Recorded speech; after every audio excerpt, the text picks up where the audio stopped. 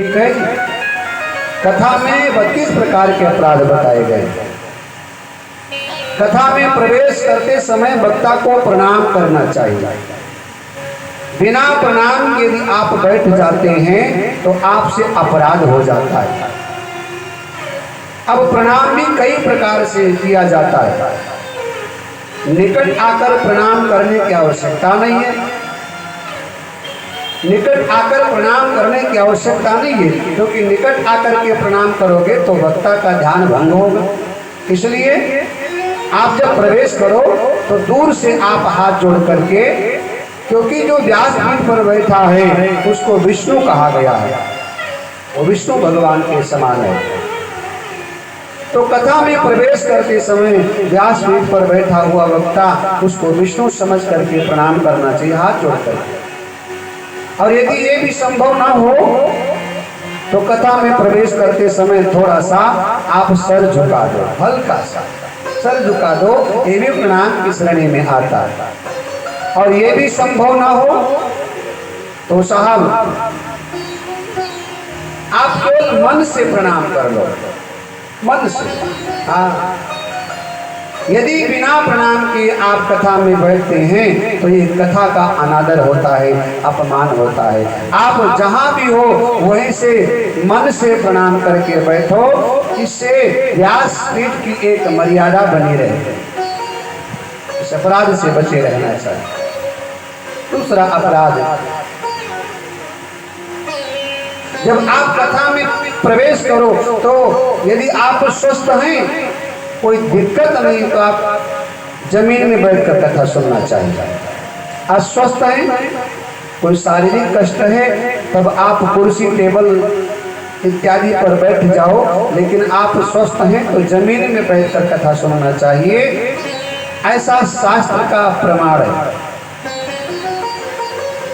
और मंदिर इत्यादि में जब कथा हो रही हो और वहां पर यदि घंटी लगी हो तो कथा के क्रम में घंटी भी बजाना अपराध है, क्योंकि उस समय जब आप घंटी बजाते हैं ना तो वक्ता समेत श्रोता को परेशानी होती, दिक्कत, क्योंकि ध्यान भंग होता है। इसलिए मंदिर इत्यादि में कथा हो तो घंटी बजाना भी अपराध है, घंटी भी नहीं बजाना चाहिए। हर हर महादेव, हर हर महादेव, हर हर महादेव। एक अपराध और कथा में बताया गया। कथा में आकर के, कथा में बैठ करके अनर्गल बातें करना भी अपराध है। इधर उधर की बातें करना भी, कथा में आओ तो कथा में कथा की बात हो तो अच्छा है, क्योंकि जब आप अनर्गल बातें करते हैं ना तो आप स्वतः तो कथा सुन नहीं पा रहे, लेकिन पड़ोसी भी कथा नहीं सुन पाता, आप उसको भी परेशान करते हो। अब जैसे हम कथा कर रहे हैं, बगल में आकर कोई बोले ना तो हमारा ध्यान भंग हो जाता है, होता है। अब हमारे मास्टर जी बगल में बैठे, यदि ये कुछ बोलने लगे तो हमें दिक्कत होती, या हमारे कलाकार लोग बैठे, इनके कान में आके कोई कुछ कहने लगता है तो हमारा ध्यान भंग हो जाता है और हमको दिक्कत होती है। इसी प्रकार आप लोग कथा ध्यान से सुन रहे हैं और कोई बहन आकर कान में मुंह लगा करके कहने लग जाए कि तुम्हारी सासू तुम्हारे ऊपर बहुत गुस्सा कर रही है, तो तुम्हारा ध्यान यहाँ से हटेगा और पूरे कथा में आप नहीं मन लग पाएगा, फिर तो सासू ही ध्यान में आती रहेगी। ये अपराध है कि कथा में आकर कथा की बात हो तो अच्छी बात है। जितनी देर आप कथा सुनो ईमानदारी से सुनो, 1 घंटा बैठो, 2 घंटा बैठो, 4 घंटा बैठो, जितना बैठो साहब ईमानदारी से कथा सुनो। कथा में बेईमानी नहीं होनी चाहिए। बाकी कामों में बेईमानी हो सकता है, चल जाए, लेकिन साहब यहाँ नहीं चल सकता है, क्योंकि यहाँ तो इससे बड़ा सुंदर स्थान क्या हो सकता है। इसलिए कथा में आकर अनर्गल बातें करना, सासू बहू की बातें करना, इधर उधर की बातें करना भी साफ अपराध है। इस अपराध से बचना चाहिए। एक अपराध और है कि कथा में आकर के यदि आप स्वस्थ हैं तो पांव फैला करके नहीं बैठना चाहिए। अस्वस्थ हैं बच्चों के लिए और वृद्धों के लिए तो कोई ऐसा नियम नहीं, लेकिन आप यदि अब एक जगह हम कथा कर रहे थे साहब, एक जगह हमारी कथा हो रही थी तो बड़े बड़े पंडाल में साहब कुर्सियां ज्यादा होती हैं, कुर्सियों की संख्या ज्यादा थी, तो जो आवे वो कुर्सी पर बैठ जावे भाई। अब कोई नीचे बैठ के राजी नहीं। 2 दिन तक ऐसे क्रम चलता रहा। एक दिन मैंने चालाकी किया, मैंने कहा जो युवा हैं वो नीचे बैठ जाए, जो बूढ़े हो कुर्सी बैठे। अब बूढ़ा अपने आप को कौन कहलाना चाहेगा साहब, सब जवान बनते हैं। हमने कहा जो अपने आप को बूढ़ा समझते हो वो कुर्सी पर बैठ, लेकिन कुर्सी होती है बूढ़ों के लिए, बुजुर्गों के लिए। जो अपने आप को युवा समझते हैं वो नीचे बैठ जाएं, और बाप रे बाप भरभरा के सब लोग नीचे बैठ गए। हमने कहा ये बढ़िया तरीका है, क्योंकि अपने आप को बूढ़ा कौन साबित करेगा, कौन कहेगा कि हम बूढ़े। अरे किसी को आंटी कह दो तो झगड़ा कर देगा, अंकल कह दो बढ़ जाएगा, हम अंकल लग रहे हैं तो हमको आंटी लग रहे हैं। तो वृद्ध व्यक्ति हो तो वो उसके लिए कोई नियम नहीं, बालक और वृद्ध के लिए। लेकिन हम आप जैसे युवान भाई बहनों के लिए जो स्वस्थ हैं उनके लिए तमाम प्रकार के नियम बताए गए।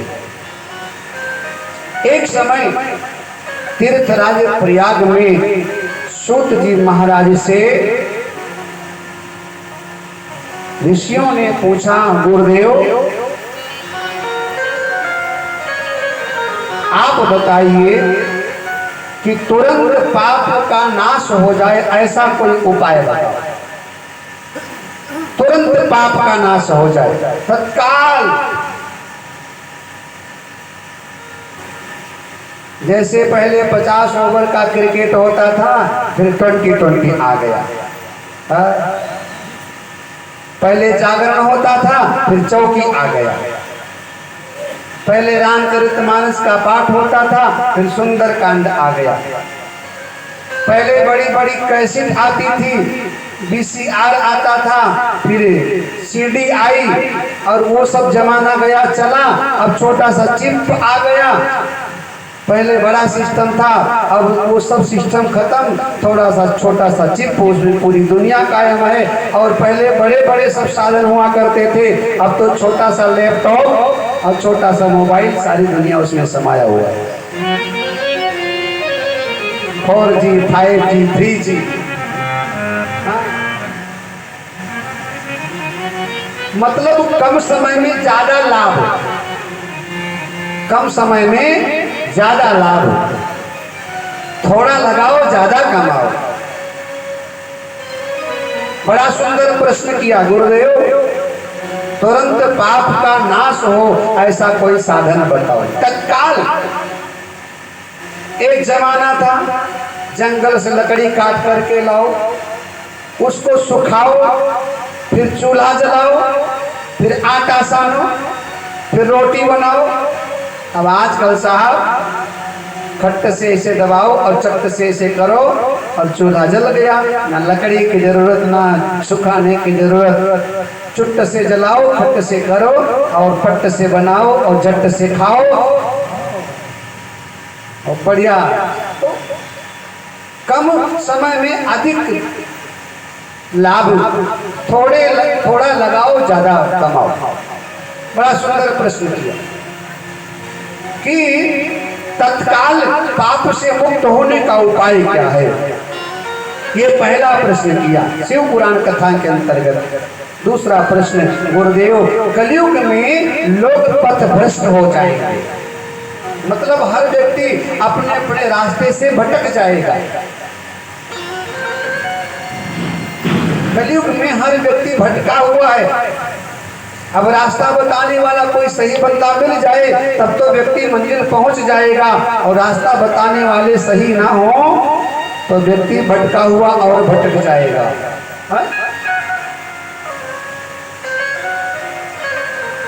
कलयुग में लोग पथभ्रष्ट हो चुके हैं। लोग धर्म विमुख हो गए हैं, लोग कर्म विहीन हो गए हैं,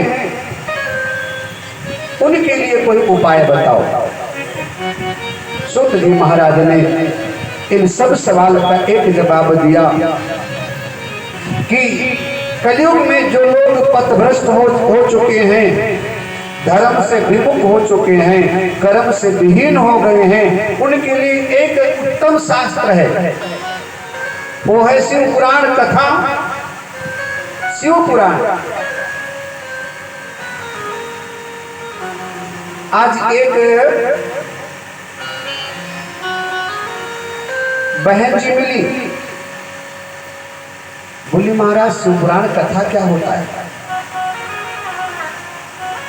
मैंने कहा कभी सुना भी नहीं। बोले मैंने कभी नहीं सुना। तो मैंने कहा तो मैं तुमको क्या बताऊं शिव पुराण क्या होगा। फिर हमने बता दिया। हमने कहा जैसे भागवत में कृष्ण भगवान की कथा है, रामायण में राम जी की कथा है, ऐसे शिव पुराण में शंकर भगवान की कथा है। बताइए, लोगों को मालूम नहीं शिव पुराण क्या होता है। शिव पुराण होता क्या? ये सनातन धर्म का दुर्भाग्य है।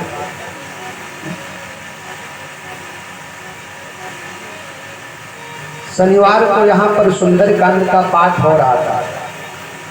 क्या नाम है तुम्हारा? ये भारत लिए मजीरा सुंदरकांड का पाठ कर रहे थे और मैं भी पहुंच गया। मुझे इतना अच्छा लगा। छोटी सी इनकी मंडली है और छोटी मंडली जैसे वानरों ने लंका फतेह कर लिया था, रावण की लंका में आग लगा दिया था, ऐसे मैंने इनके जज्बे को देखा।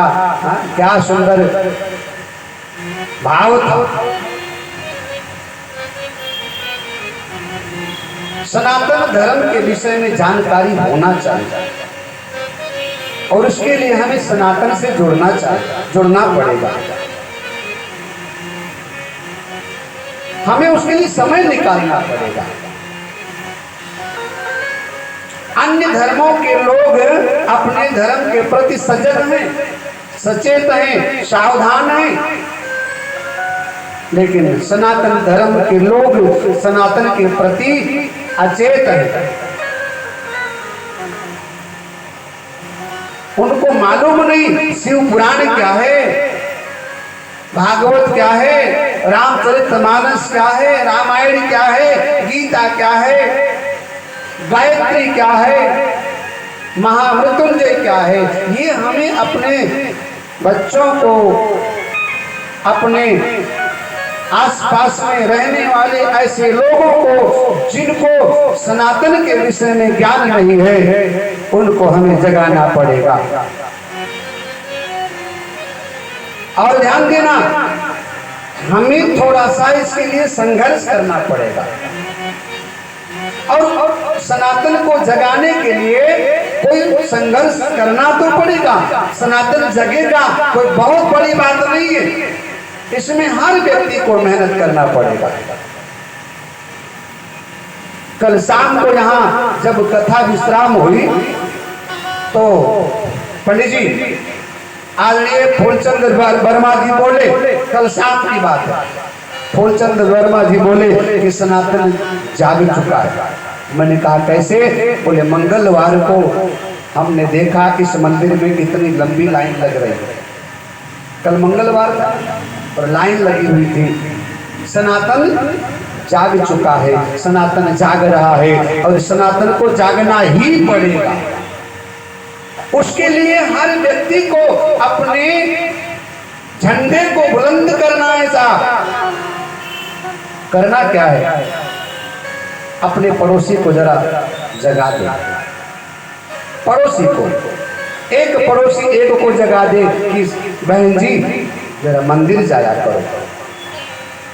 ये आपको काम करना पड़ेगा।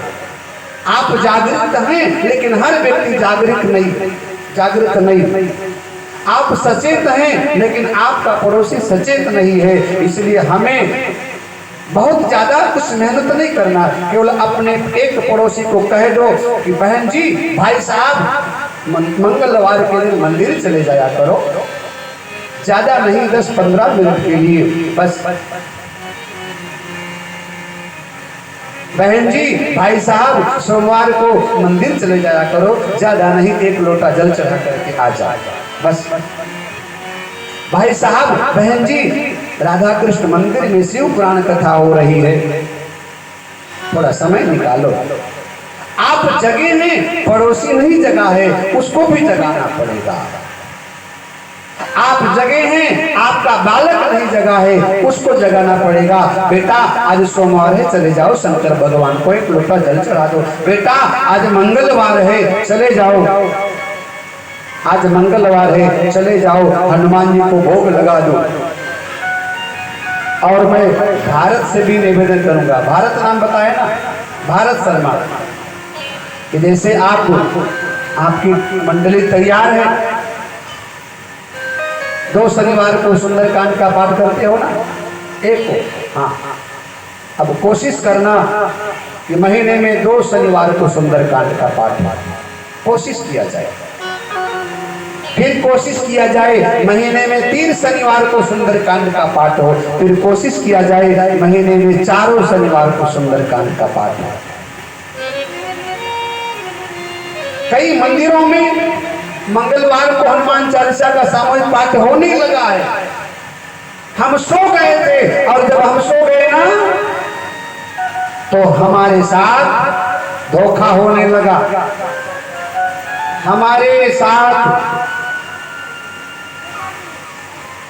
हमारे साथ विधर्मियों ने खेल खेला। हमारे भाई को, हमारे बहन को बहला फुसला करके, लालच दे करके भटका दिया, भ्रमित कर दिया। कोई इधर लेकर चला गया, कोई इधर अपने अपने धर्म को विशेष बता करके, चूंकि हम सो गए इसलिए हमें जागना पड़ेगा। मैं निवेदन करूंगा आप लोगों से भी कि आप लोग भी समूह बना करके मंदिरों में कम से कम 1-2 दिन तो कीर्तन कीजिए। होता है आप पे? नहीं, अब नहीं होता है।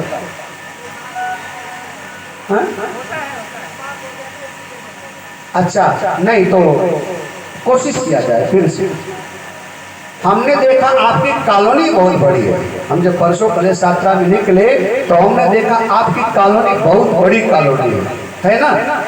कॉलोनी बड़ी है, और कॉलोनी बड़ी है, इस हिसाब से जनसंख्या भी बढ़िया है, जनसंख्या बढ़िया है, और यूपी बिहार के लोग ज्यादा यहाँ पर है। तो हम सो जाएं, ये बात उचित नहीं। हमें सनातन को जगाना है। इसके लिए हमारी बहनों से भी निवेदन है, माताओं से भी निवेदन है कि सोमवार को या मंगलवार को सप्ताह में 1 दिन कम से कम नियम बना लिया जाए कि महिलाओं के द्वारा सामूहिक संकीर्तन का आयोजन होना चाहिए। गलत तो नहीं कह रहा हूँ, सही कह रहा हूँ ना? होना चाहिए। पहले होता था, आज के कुछ सालों पहले हर मंदिरों में 1 घंटा दैनिक कथा हुआ कर